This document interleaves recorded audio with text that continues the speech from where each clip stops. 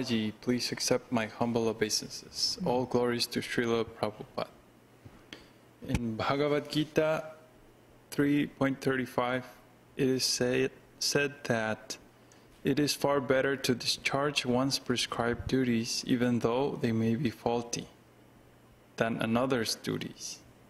My question is, I was born in a family of Brahmanas, whose prescribed duty is Purohityam. But currently I'm working as software engineer, and I don't know whether I'm doing the right duty. How is duty related to that by birth? Krishna says, Chatur Varnyam Maya Shrishtam Guna Karma Vibhagasaha. He doesn't say Janma Vibhagasaha. He doesn't say that your Varna, your occupational duty, is determined by your birth. So this whole idea of I'm born in this kind of family or that kind of family is completely bogus. That is not Varnashram Dharma. That is the caste system which was introduced by foreigners in India.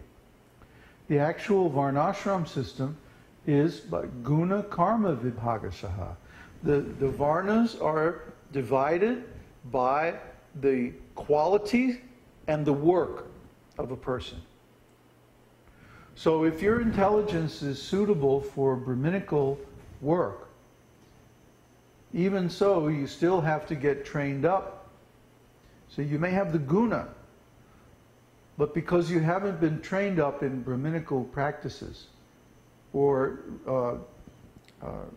reach the Brahminical standard of purity, then you cannot do the work of a Brahmana. You may have the guna, but you don't have the karma. See? Without Brahmanas, without Brahminical culture, you can't have a Vedic society. You can't have Varnashram Dharma. Varnashram Dharma is totally dependent and based upon the function of the Brahmanas to deliver the Vedic knowledge to the society and to advise in its application. So the problem with this is that in Kali Yuga, we don't have any Brahmanas. We don't have any qualified Brahmanas. The so-called Brahmanas that are born in so-called Brahmana families are actually, the Vedic term for them is Brahma Bandhu. Brahma Bandhu means a friend of a Brahmana. So maybe one person in the family 2 or 3 generations ago was a qualified Brahmana, but now they've become degraded. There are Brahmanas in India working in government service, like Shudras, clerks and like that, Kyashtas. So what is the question of them claiming to be Brahmana and wearing sacred thread and all of that? They can't perform the work of a Brahmana. Just like in Srimad Bhagavatam, or not in Srimad Bhagavatam, another scripture, there was a description that one student came to a guru and he said, "Can you teach me Srimad Bhagavatam?" And the guru said, "Oh yeah, sure." And the student said, "Okay, let's go." And he said, no, wait a minute. I have to take in the harvest from the field, and I have to go here and take care of the cows, and I have so much work to do at the home that you're going to have to wait 2 or 3 months, and then maybe I can make the time." And the student said, no, I'm not going to hear from you. You're not a Brahmana. You're not a Brahmana. You're a Vaishya. Guna karma. What is the quality and what is the work that a person is doing? That's how you know what Varna they're in. It's not by birth. This idea of Varna by birth is completely bogus. And if that's the reason that India is such a mess right now, is that people are following this outside idea, this materialistic idea. Actually, it's a fallen idea, because without the training, without apprenticing with a bona fide Brahmana, a bona fide spiritual master, no one can be Brahmana. Same goes for Kshatriya, Vaishya, even Shudra. There's a saying in the Vedas, Kalau Shudra Sambhava. In the age of Kali, everyone is born Shudra. It doesn't take much training to become Shudra. Just work. And that's what everybody's doing in Kali Yuga, simply working for somebody else. If you're working for somebody else, you cannot be more than a Shudra.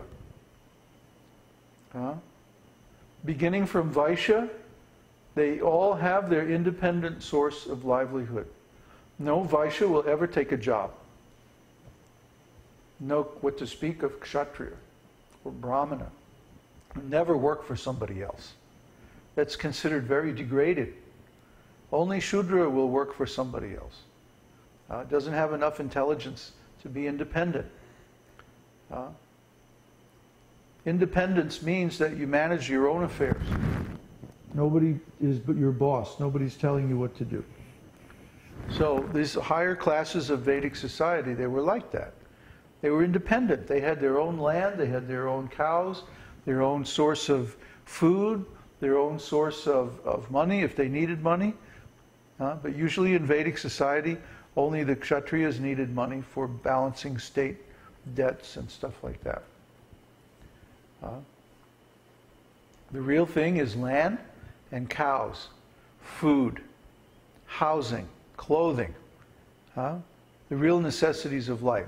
If you can produce those things, you're independent. That's the definition of Vaishya.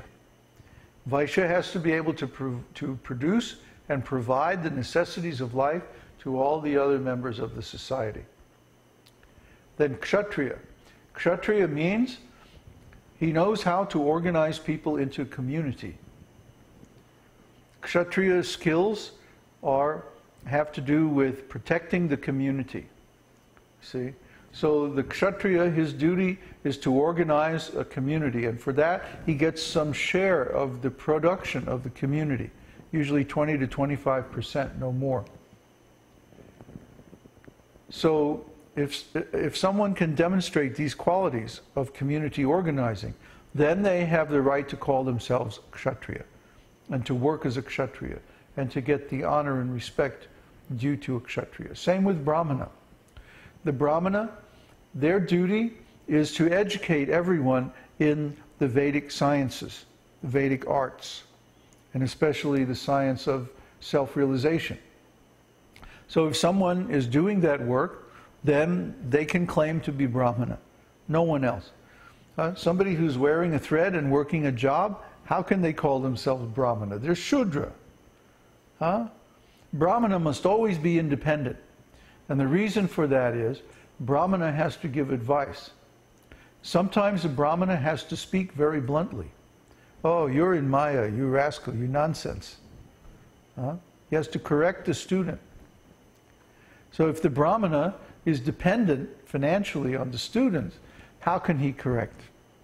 He's not independent. He's become an employee. And with that, he loses all his qualification as Brahmana. Brahmana has to be able to speak very plainly, very bluntly, on the basis of the scriptures. Not independently. He's not giving his own opinion. That's not Brahmana. He's not speculating either. Not coming up with anything new. Brahmana is simply repeating what is there in the Vedas, that he has understood and realized for himself. That's the real duty of a Brahmana. So no one can become Brahmana unless they apprentice themselves to a Brahmana for a significant length of time. Then they can claim and wear the thread and perform the samskaras and so many things. But if they don't do that, if they don't have the ability to work, to perform the function of a Brahmana, how can they claim to be Brahmana? Guna karma vibhagasha. Means, Krishna says, I divided these varnas by quality and by work. So unless someone has the quality and can do the work, they cannot claim to belong to a particular varna. They're Shudra only, or below Shudra. If they're performing sinful activities, they're below Shudra. Not even qualified for Vedic society. So anyway, this is a long explanation and a big subject in itself. And we'll get to this when we're studying the subject later on in Bhagavad Gita. Right now we're still on the 3rd chapter of Bhagavad Gita, about karma yoga. So we're trying to engage everyone in karma yoga, and that's coming along nicely. Next is transcendental knowledge. And then after that, we'll start talking about all these other things. Are there any other questions? No? Okay. Pass the mic. Give Mike the mic. It's like, cool. Like a pure devotee like Mother Yashoda, like she doesn't love Krishna. Well, she loves Krishna because he's the supreme, but she's not thinking, oh, Krishna is the supreme personality of Godhead. She's like in a eternal relationship, like, so she's loving Krishna as a son, as a parent. And so, like when I think of like Krishna's pastimes, like let's say as the